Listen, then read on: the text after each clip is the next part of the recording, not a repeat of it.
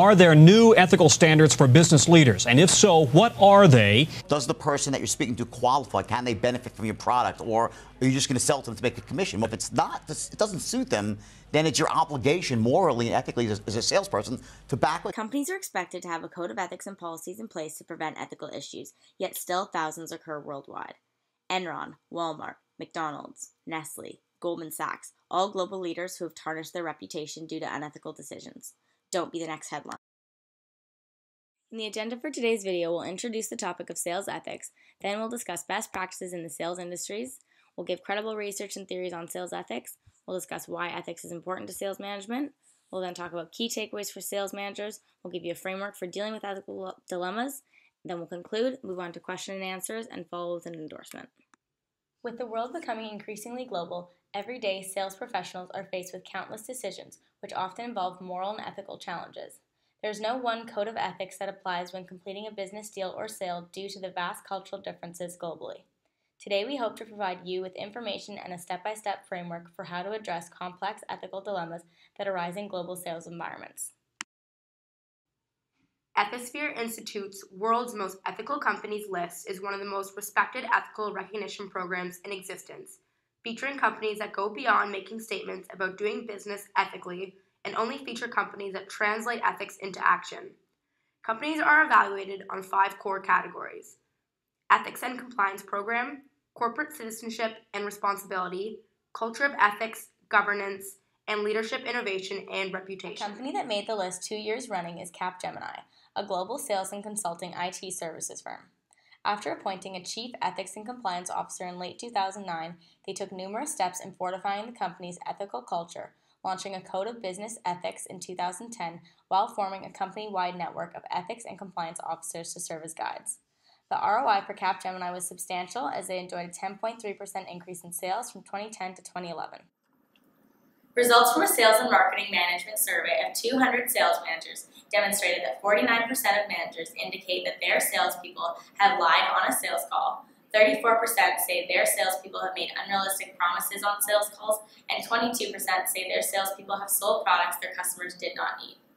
Additionally, a study by PricewaterhouseCoopers indicated that 36% of Canadian organizations said that they experienced white-collar crimes, with 15% saying they have been asked to pay bribes.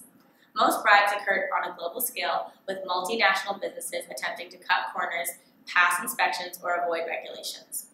With industries becoming increasingly competitive, salespeople continuously choose to act unethical, to take advantage of customer naivety, and improve their own positions. Many academics and consulting firms have developed research in this field. Here are some of the findings. Farrell and Gresham argued that an individual's willingness to behave unethically is contingent on the following 5 factors: individuals' values and attitudes, the ethical dilemma the individual is faced with, organization factors such as pressure to achieve results, the opportunity to engage in unethical behavior, the values and attitudes of the people who are within the individual's social circle. Other factors include pressure to succeed, get ahead, meet deadlines and expectations, and meet demands of bosses. Unsure of what is right, unethical problem is complicated and therefore the choice of what to do is not obvious. Self-interest and personal gain. Misguided loyalty. People lie because they think that they are being loyal to their organization or their bosses. Have no personal ethical values, they just simply never learned. Factors that influence ethical decision-making include instrumental in carrying leadership, satisfaction as supervisor, job satisfaction, and an overall ethical climate as a result of the culture, organizational policies such as code of ethics, and employees. A recent survey by Harvard Business Review analyzed 217 large companies. They indicated that for every $1 billion of revenue, a company spends on average $1 million on compliance initiatives. If these efforts work, that could be a drop in the bucket. However, if they don't, that's a large sum to spend on compliance initiatives.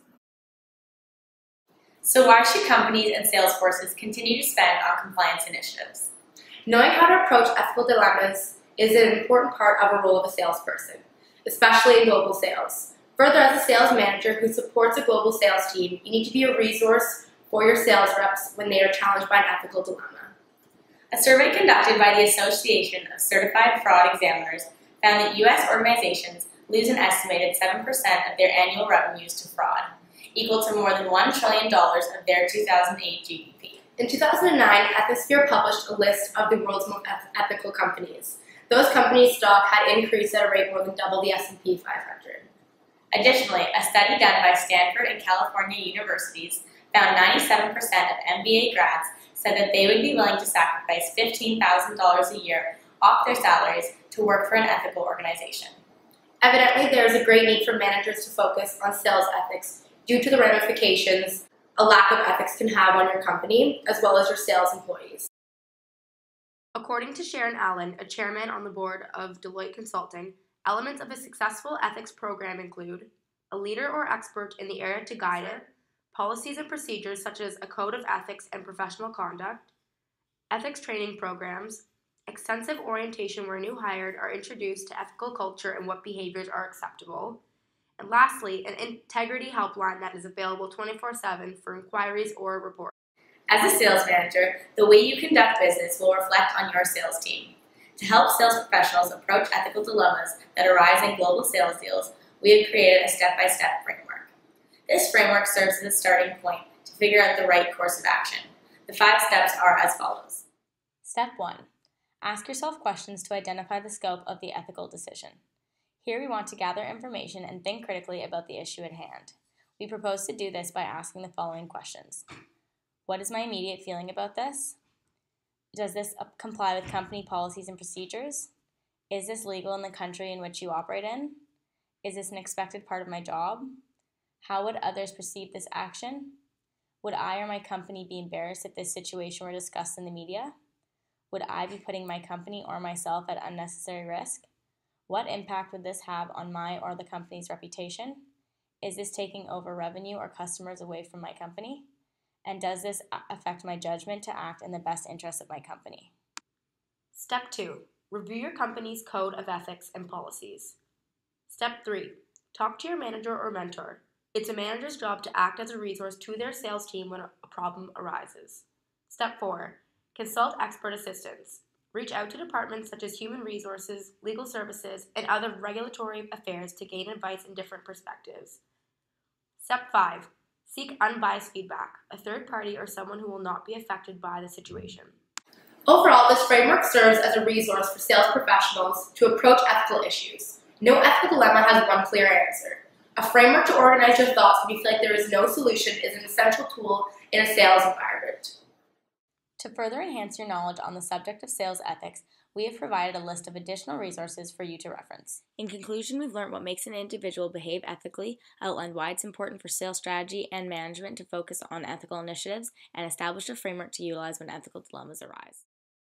What is the need for a framework when companies already have extensive codes of conduct, ethics, and similar policies? All companies' values are demonstrated through their culture, and the employees they choose to hire are a reflection of these values. Their codes of ethics or similar policies further reinforce these values. Oftentimes, however, policies are extremely general and vague, leaving employees unsure of what to do in the face of an ethical dilemma. Rather than serving as an ambiguous guideline, this framework is a clear step-by-step process to action, leaving no room for doubt. How would I actually get my sales team to use this framework, given the ethical dilemmas are usually unexpected, chaotic, and that there's negative stigma attached to them? We recognize that the ethical dilemmas can be stressful and people might not think to use a specific framework during these issues. To mitigate this, we have 3 steps to follow. 1. A training program for how to deal with ethical issues, using the framework and case examples. 2. Creating an open space to talk about these issues. To eliminate the negative stigma, let your sales team know there will not be negative consequences for being in ethical dilemmas and that it's okay to reach out. 3. A reward system. A positive recognition for salespeople using the framework. What would be the cost of implementation for this training program and framework? We have allocated that you would need 2 hours for the training program to explain and practice using the framework with one sales team of about 15 to 30 people. The cost for this training program would be about $1,500 per sales team, assuming that we bring in the best consultant, costing $500 an hour for 2 hours and giving them a budget of $500 for supplies to give a generous cost estimate. I'm Bruce Galanders. I'm with TELUS Corporation. My current role at TELUS, after roughly 30 years in sales, is I'm the director of the Premier Sales Organization, and we support all 6 face-to-face sales channels in TELUS, including TELUS International, and we do that to the end of improving our sales productivity overall.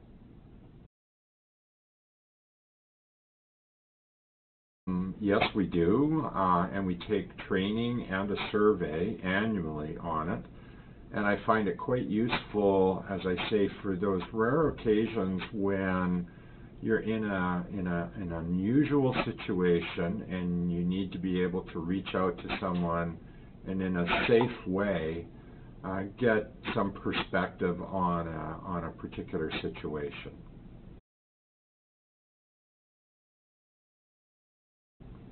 Yeah, I think they are. I think when it comes to ethics, it's often shades of gray, and I think, you know, a step-by-step process that's sanctioned by your organization and is put forward in a non-threatening way to work through is a very positive thing.